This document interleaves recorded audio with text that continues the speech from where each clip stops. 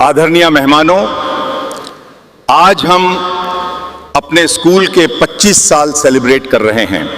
हमारे स्टूडेंट्स ने यह साबित किया है कि वो इंटरनेशनल स्टैंडर्ड की एजुकेशन ले रहे हैं। लेकिन हमारे 25 साल के इस सफर में आज मैं आपके सामने एक ऐसे इंसान को लाना चाहता हूं जो हमें याद दिलाएगा हमारी जद कहां है। मुंबई के एक पॉश एरिया में एक बहुत ही फेमस इंटरनेशनल स्कूल था, सिल्वर ऑक ग्लोबल एकेडमी। सुबह 7 बजे से ही स्कूल के बाहर BMW, ऑडी और फॉर्च्यूनर की लाइन लग जाती थी। पेरेंट्स सनग्लासेस पहने हुए हाथ में कॉफी कप लेकर अपने बच्चों को ड्रॉप करते। स्कूल के अंदर जाते ही लगता था जैसे कोई 5 स्टार होटल हो। AC की ठंडी हवा, शाइनी मार्बल फ्लोर और हर जगह इंग्लिश ही इंग्लिश। लेकिन इसी चमक धमक के पीछे एक छोटा सा लड़का रोज सुबह सबसे पहले स्कूल पहुंचता था। उसका नाम था आरव। आरव लगभग 11 साल का था। उसकी शर्ट पुरानी और धुली हुई होने के बावजूद फीकी लगती थी। हाथ में होता था एक पुराना सा झाड़ू और बाल्टी। जब स्कूल बस से बच्चे उतरते, ब्रांडेड बैग पहने हुए हंसते हुए अंदर जाते। आरव कॉरिडोर के कोने में चुपचाप खड़ा रहता। वह स्टूडेंट नहीं था, वह स्कूल का क्लीनिंग हेल्पर था। उसका काम था क्लासरूम के डेस्क साफ करना, फ्लोर पोंछना, डस्टबिन खाली करना। जब वह झुककर काम करता, उसके पास से पॉलिश्ड शूज की टक टक आवाज गुजरती। कुछ बच्चे उसे देखकर मुंह बना लेते, कुछ इग्नोर कर देते। एक दिन लंच ब्रेक में आरव क्लासरूम साफ कर रहा था। तभी एक लड़के के हाथ से केचप गिर गया फ्लोर पर। वह आरव की तरफ देखकर बोला, ओए क्लीनर, जल्दी साफ कर, बदबू आ रही है यार। पूरी क्लास हंसने लगी। आरव ने कुछ नहीं बोला, सिर्फ चुपचाप झुककर साफ कर दिया। आरव को अपने माँ बाप का चेहरा भी याद नहीं था। बचपन से ही रेलवे प्लेटफॉर्म और छोटे झुग्गी एरिया में बड़ा हुआ था। लोगों की बातें सुन सुनकर उसने सीख लिया था चुप रहना ही सेफ है। लेकिन उसके अंदर एक छुपा हुआ सपना था। जब टीचर्स इंग्लिश में पढ़ाते, आरव का कान खुद ब खुद उधर चला जाता। उसे इंग्लिश एक गाने की तरह लगती थी। रात को जब स्कूल बंद हो जाता, आरव अपनी झोपड़ी में जाकर एक टूटे हुए आईने के सामने खड़ा होता और धीरे से बोलता, good good good morning, how are you. उसकी आवाज हिलती थी पर आंखों में चमक होती थी। उसे लगता था एक दिन वह भी फ्लुएंट बोलेगा। लेकिन अगले दिन जब वह हिम्मत करके किसी टीचर को बोलने की कोशिश करता, सर आई क्लीन दिस, तो पास के बच्चे फिर हंस देते। आरव फिर चुप हो जाता। उसका सपना धूल के साथ फिर से चिपक जाता। लेकिन वक्त कभी रुकता नहीं। समय धीरे धीरे आगे बढ़ रहा था। स्कूल के नोटिस बोर्ड पर एक बड़ा पोस्टर लग गया, silver oak global academy 25 year celebration. हर जगह डेकोरेशन शुरू हो गया। Lights, banners, stage rehearsal, dance practice, पूरा कैंपस फेस्टिवल जैसा लग रहा था। स्टूडेंट्स अपने परफॉर्मेंसेस की प्रैक्टिस में बिजी थे। कोई वेस्टर्न डांस, कोई इंग्लिश स्पीच, कोई बैंड परफॉर्मेंस। और इन सब के बीच स्टेज के नीचे झुककर वायर्स के पास डस्ट साफ कर रहा था आरव। वह काम करते करते रिहर्सल देख रहा था। उसकी आंखों में एक अजीब सी क्यूरियोसिटी थी, जैसे वह सिर्फ सफाई नहीं कुछ सीख भी रहा हो। उसी वक्त स्कूल के principal mister Mehta stage inspection के लिए आए। वह काफी स्ट्रिक्ट और इंटेलिजेंट इंसान माने जाते थे। सब परफॉर्मेंसेस देखने के बाद उन्होंने माइक उठाया और बोले, I am not satisfied. Hall में सन्नाटा छा गया। सब सोच रहे थे अब डांट पड़ेगी। मिस्टर मेहता ने आगे कहा, इस 25th एनिवर्सरी पर मैं एक स्पेशल सेगमेंट चाहता हूं। कोई एक स्टूडेंट स्टेज पर आकर 5 मिनट पूरे हिंदी में बोलेगा, एक भी इंग्लिश वर्ड नहीं। सब स्टूडेंट्स एक दूसरे की तरफ देखने लगे। जो रोज इंग्लिश बोलकर प्राउड फील करते थे, आज उनकी बोलती बंद हो गई। हिंदी टीचर मिसेस शर्मा मुस्कुराकर बोली, सर ये तो इजी है, हमारे पास टॉप स्टूडेंट्स हैं। उन्होंने क्लास टॉपर आर्यन को बुलाया। आर्यन कॉन्फिडेंट होकर स्टेज पर चढ़ा, फिर बोला, हमारे स्कूल वेरी गुड, मेरा मतलब बहुत अच्छा है। We all enjoy. Mister Mehta ने हाथ उठाकर रोक दिया। मैंने कहा है एक भी इंग्लिश वर्ड नहीं, बिल्कुल शुद्ध हिंदी। आर्यन का गला सूख गया। वह अटकने लगा। फिर दूसरा स्टूडेंट बुलाया गया, फिर तीसरा। लेकिन हर किसी के बीच बीच में एक्चुअली, बट, सो आ ही जाता। टीचर्स भी अनकंफर्टेबल हो गए। सबको एहसास हुआ इतनी मॉडर्न एजुकेशन के बीच कहीं ना कहीं अपनी लैंग्वेज दूर हो गई थी। शाम तक एक भी परफेक्ट कैंडिडेट नहीं मिला। मिस्टर मेहता अपने ऑफिस में सर झुकाए बैठे हुए थे। उनके सामने स्कूल के सीनियर टीचर्स खामोशी से खड़े थे।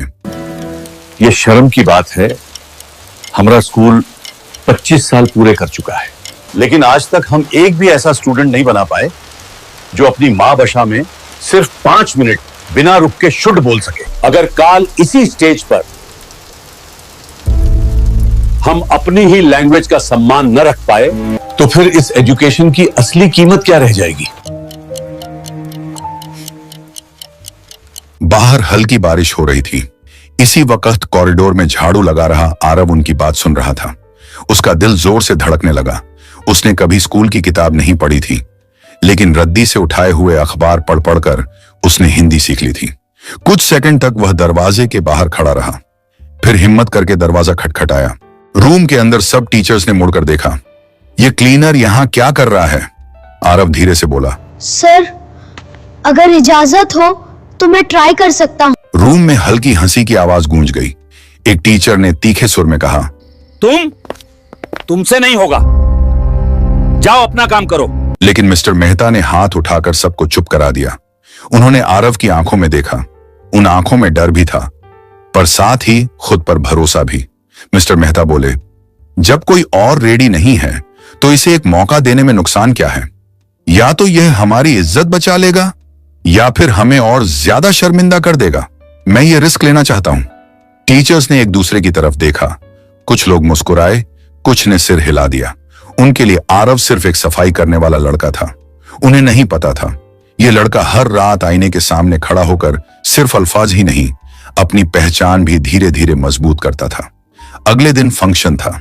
सबके दिमाग में एक ही सवाल घूम रहा था, क्या आरव स्टेज पर बोल पाएगा या स्कूल की बेइज्जती हो जाएगी?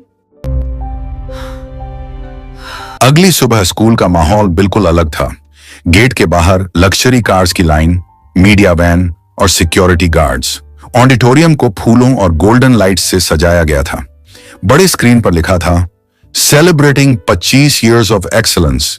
आगे की रो में शहर के मेयर, बड़े बड़े बिजनेस टाइकून्स, सेलिब्रिटीज और मशहूर जर्नलिस्ट्स बैठे थे। सबके चेहरे पर एक्साइटमेंट थी, लेकिन बैक स्टेज तूफान से पहले की शांति थी। मिस्टर मेहता ने प्यून को बुलाया और धीरे से कहा, आरव को ले आओ और जो नया यूनिफॉर्म रखा है वो पहना दो। 15 मिनट बाद जब आरव बाहर आया, उसे पहचानना मुश्किल था। सफेद शर्ट, काला पैंट, उसके बिखरे हुए बालों को अच्छी तरह से संवारा गया था, पर कपड़े नए होने के बाद भी उसके हाथ की खुरदुराहट छुप नहीं रही थी। वह थोड़ा कांप रहा था। टीचर्स लाउंज में फुसफुस शुरू हो गई।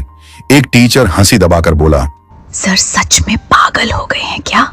इस गंदे से लड़के को स्टेज पर चढ़ा देंगे, स्कूल की इज्जत मिट्टी में मिल जाएगी। स्टूडेंट्स की लाइन में आर्यन अपने दोस्तों से हंसकर बोला, आज क्लीनर भाई स्पीच देंगे। फंक्शन शुरू हुआ। Dance, music band, English debate, सब पर लोगों ने तालियां बजाईं। फिर मिस्टर मेहता स्टेज पर आए। उनकी आवाज आज और ज्यादा गंभीर थी। आदरणीय मेहमानों, आज हम अपने स्कूल के 25 साल सेलिब्रेट कर रहे हैं। हमारे स्टूडेंट्स ने यह साबित किया है कि वो इंटरनेशनल स्टैंडर्ड की एजुकेशन ले रहे हैं। लेकिन हमारे 25 साल के इस सफर में आज मैं आपके सामने एक ऐसे इंसान को लाना चाहता हूं जो हमें याद दिलाएगा हमारी जद कहां है और हमारी मां भाषा हिंदी कितनी ताकत रखती है। ऑडियंस में उत्सुकता फैल गई। सब सोच रहे थे, शायद कोई बड़ा लेखक आएगा या फिर कोई मशहूर शख्स। तब प्रिंसिपल ने मुस्कुराते हुए घोषणा की, मेन स्टेज पर आमंत्रित करता हूं आरव को। नाम सुनते ही ऑडिटोरियम में हल्की हंसी की लहर दौड़ गई। कुछ लोग एक दूसरे से पूछने लगे, कौन आरव? पीछे से किसी स्टूडेंट ने जोर से बोला, अरे वो झाड़ू लगाने वाला लड़का। पल भर में पूरे हॉल में जोरदार हंसी फैल गई। हंसी इतनी तेज थी कि कुछ लोग तो कुर्सी से गिरने ही वाले थे। आरव धीरे धीरे सीढ़ियां चढ़कर स्टेज पर आया। उसके सामने हजारों लोगों की नफरत और मजाक भरी नजरें थीं। स्पॉटलाइट सीधा उसकी आंखों पर पड़ रहा था। उसने माइक पकड़ा, पर आवाज नहीं निकली। नीचे से किसी ने फिर चिल्लाया, भाई झाड़ू ही मार दे स्पीच की जगह। 2-3 लोग फिर हंस पड़े। आरव ने आंखें बंद कर ली। उसके दिमाग में उसका टूटा हुआ आईना फ्लैश हुआ। झुग्गी की रात, न्यूज़पेपर के टुकड़े और वह लाइन जो वह रोज बोलता था, एक दिन मैं बोलूंगा। उसने गहरी सांस ली। फिर आंखें खोली। इस बार उसकी गर्दन सीधी थी। वह माइक के पास झुककर धीरे से बोला, नमस्कार। हॉल तुरंत चुप हो गया। लोग सीधे होकर बैठ गए। मैं आज यहां जीतने नहीं आया हूं, मैं आज यहां बोलने का साहस लेकर आया हूं। मेरा नाम आरव है। मैं इस विद्यालय में सफाई का काम करता हूं। जब आप सब अपने बस्ते लेकर क्लासरूम्स में जाते हो, तब मैं झाड़ू लेकर कॉरिडोर्स में खड़ा होता हूं। आपके जूते चमकते हैं और मेरे हाथ धूल से भर जाते हैं। पर आज मैं आप सबसे एक सवाल पूछना चाहता हूं। क्या हाथ मैले होने से सपने भी मैले हो जाते हैं? मैंने भाषाएं किताबों से नहीं सीखी, मैंने उन्हें सुनकर महसूस करके सीखा है। रात को जब विद्यालय बंद हो जाता था, तब मैं टूटे हुए शीशे के सामने खड़ा होकर धीरे धीरे शब्द बोलता था और फिर मुस्कुरा देता था, क्योंकि मुझे विश्वास था शीशा टूट सकता है पर सपना नहीं। आज जब मैं इस मंच पर खड़ा हूँ तो शायद कुछ लोग सोच रहे होंगे, सफाई करने वाला यहाँ क्यों? सच कहूं, कल तक मैं खुद भी यही सोचता था। फिर मैंने खुद से पूछा, अगर कपड़े साधारण हों तो क्या आवाज भी छोटी हो जाती है? मैं इस विद्यालय का सबसे बुद्धिमान विद्यार्थी नहीं हूं। मेरे पास कोई इनाम नहीं है, पर मेरे पास एक चीज जरूर है, सीखने की भूख। मैं बस इतना कहना चाहता हूं, विद्यालय सिर्फ उनका नहीं होता जो पहली पंक्ति में बैठते हैं। विद्यालय उनका भी होता है जो दूर खड़े होकर सपने देखते हैं। हो सकता है मैं कहीं रुक जाऊं, हो सकता है मुझसे गलती हो जाए, पर अगर आज मैं बोल पाया तो शायद कल कोई और भी साहस करेगा। मैं सिर्फ सफाई करने वाला नहीं हूं, मैं भी एक इंसान हूं, और इंसान की पहचान उसके कपड़ों से नहीं, उसके प्रयास से होती है। याद रखिए, सपने देखने के लिए नाम लिखवाना नहीं पड़ता और बोलने के लिए इजाजत नहीं, सिर्फ साहस चाहिए। ऑडियंस बिल्कुल खामोश हो चुकी थी। हिंदी साफ, सीधी और दिल को छू लेने वाली थी। हर शब्द क्लियर, बिना एक भी इंग्लिश वर्ड के। जो लोग कुछ देर पहले हंस रहे थे, अब उनकी आंखें खुली रह गई थीं। टीचर्स एक दूसरे की तरफ देख रहे थे। क्या यह वही आरव है? आरव लगातार 5 मिनट तक बोलता रहा, जैसे हर लफ्ज सीधा उसके दिल से निकल रहा हो। ना आवाज कांपी, ना शब्द अटके, ना आंखों में डर था, सिर्फ सच था। फिर वह 1 सेकंड के लिए रुक गया, हल्का सा मुस्कुराया और सीधा कैमरा की तरफ देखकर फ्लुएंट इंग्लिश में बोला, language is not about status, it is about identity. पूरा हॉल जैसे सांस लेना भूल गया। हजारों लोग स्टन्ड रह गए। एक 11 साल का क्लीनिंग हेल्पर पहले शुद्ध हिंदी, फिर परफेक्ट इंग्लिश। स्टेज के नीचे बैठे शहर के मेयर खड़े हो गए। क्लैप्स शुरू हो गई। मिस्टर मेहता की आंखों में खुशी के आंसू आ गए। आर्यन और उसके दोस्तों ने शर्म से सर झुका लिया। आरव अपनी बात खत्म करता है और कहता है, मैं टॉपर नहीं हूं, पर मैं सीखना कभी नहीं छोड़ा। पूरा ऑडिटोरियम खड़ा हो गया। Standing ovation. तालियों की आवाज लगभग 1 मिनट तक रुक ही नहीं रही थी। आरव स्टेज पर खड़ा था। उसकी आंखों में आंसू थे, पर इस बार ये आंसू शर्म के नहीं, जीत के थे। मिस्टर मेहता खुद स्टेज पर आए। उन्होंने आरव का हाथ पकड़ा, माइक लिया और बोले, आज से आरव सिर्फ इस स्कूल का हेल्पर नहीं, ये इस स्कूल का स्टूडेंट है। हॉल में फिर से क्लैप्स गूंज उठी। इसकी पढ़ाई, यूनिफॉर्म, बुस्टल, सबका खर्चा स्कूल उठाएगा। मैं चाहता हूं 15 साल बाद यह लड़का इस देश का नाम रोशन करे। टीचर्स जो कल तक हंस रहे थे, आज खड़े होकर ताली बजा रहे थे। स्टूडेंट्स शॉक में थे। आरव समझ ही नहीं पा रहा था क्या हो रहा है। उसके हाथ अब भी कांप रहे थे, लेकिन अंदर से वह पहली बार खुद को इंपॉर्टेंट फील कर रहा था। लेकिन यह कहानी यहीं पर खत्म नहीं होती। यह तो बस एक नए सफर की शुरुआत थी। वह छोटा सा आरव कैसे जिंदगी की कठिन लड़ाई लड़कर आज $1 बिलियन कंपनी का CEO बन गया।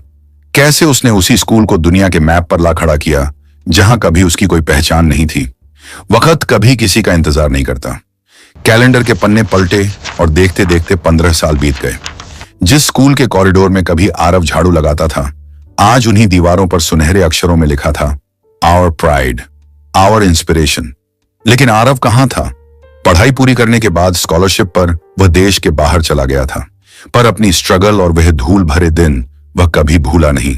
जिस हाथ से कभी बेंच और टेबल साफ किए जाते थे, आज उसी हाथ से करोड़ों के इंटरनेशनल कॉन्ट्रैक्ट साइन होते हैं। न्यूयॉर्क के गगनचुंबी बिल्डिंग में शीशे की खिड़की के पास एक युवा खड़ा है। महंगा इटालियन सूट, कलाई पर चमकती घड़ी। वह आज एक ग्लोबल सॉफ्टवेयर जायंट का CEO है। उसकी कंपनी की नेट वर्थ $1 बिलियन के पार जा चुकी है।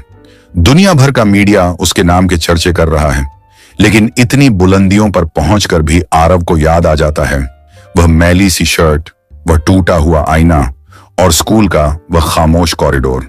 तभी उसके डेस्क पर एक इनविटेशन आता है, स्कूल के 40 साल के एनिवर्सरी का। 15 साल बाद उसे चीफ गेस्ट के रूप में बुलाया गया था। आरव हल्का सा मुस्कुराया। उसने धीरे से कहा, टाइम आ गया। वह फैसला करता है, इस दफा वह जरूर जाएगा, बिना किसी दिखावे के, बिना किसी शोर के। 15 साल बाद आरव फिर से मुंबई के उसी पहचाने हुए स्कूल में कदमों रखता है। आज जब वह गेट से अंदर आता है तो सिक्योरिटी गार्ड ने इज्जत से उसे सैल्यूट करता है। कॉरिडोर में स्टूडेंट्स ऑटोग्राफ लेने के लिए उसके इर्द गिर्द जमा हो जाते हैं। वही कॉरिडोर जो कभी उसे नजरों से गिराता था। आरव सीधा मिस्टर माहता के कमरे की तरफ बढ़ता है। मिस्टर माहता अब काफी बूढ़े हो चुके हैं, बालों में सफेदी, चेहरे पर वक्त की लकीरें। आरव को देखते ही वह कुर्सी से उठकर खड़े हो जाते हैं। आंखों से आंसू बहने लगते हैं। आरव आगे बढ़कर उनका आशीर्वाद लेता है। मिस्टर माहता उसे गले लगाकर कहते हैं, मुझे पता था तू एक दिन बहुत आगे जाएगा। आरव नम आंखों से जवाब देता है, सर, अगर उस दिन आपने मुझे चांस ना दिया होता तो मैं आज भी शायद कॉरिडोर साफ कर रहा होता। मैं जो भी हूं इसी स्कूल की वजह से हूं। इसके बाद मेन फंक्शन शुरू होता है। स्टेज पर पुराने स्टूडेंट्स को भी बुलाया जाता है।